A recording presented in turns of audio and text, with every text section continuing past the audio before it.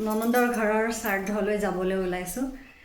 আপোন মানুহৰ একো শ্ৰাদ্ধ বিয়া একো এৰিব নোৱাৰি, এৰিলে মনটো বহুত বেয়া লাগে।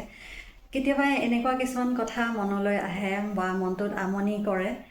আপোন মানুহৰ যেতিয়া বিয়া বা শ্ৰাদ্ধ বা কিবা থাকিলে তেতিয়া মানুহে ইমান হিচাপ ধৰে, এইটো মোৰ অভিজ্ঞতাৰ ফালৰ পৰা কৈছোঁ।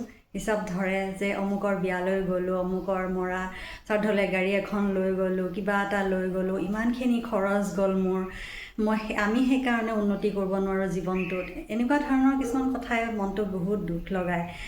কিন্তু সেইবোৰ মানুহে যে সেই একো নালাগা ক'ৰবাৰ দূৰৰ আলেকৰ পালেকৰ কিবা এটা যে সৰু সুৰা তুলনি বিয়া এখন থাকিল তাতো গ'ল, কাৰোবাৰ শহুৰেক মৰিল শাহুৰেক মৰিল, একো নালাগে অথচ তালেও গ'ল এটা স্বাৰ্থৰ কাৰণে, এটা ভাল লগাবৰ কাৰণে। তাতে যে খৰচখিনি গ'ল, গাড়ীখনত গ'ল, কিবা এটা লৈ গ'ল, সেইখিনি কিন্তু হিচাপত নপৰে। যেতিয়া সৰু সুৰা খৰচবোৰ ওলাই যায় সেইবোৰ বৰ হিচাপত পৰে, আৰু যেতিয়া ডাঙৰবোৰ কোনোবা ফালে ওলাই গুচি যায় সেইবোৰ মানে আনন্দ ফূৰ্তিৰ কথা। মানে এনেকুৱাবোৰ কথাই কেতিয়াবা মনত দুখ দিয়ে।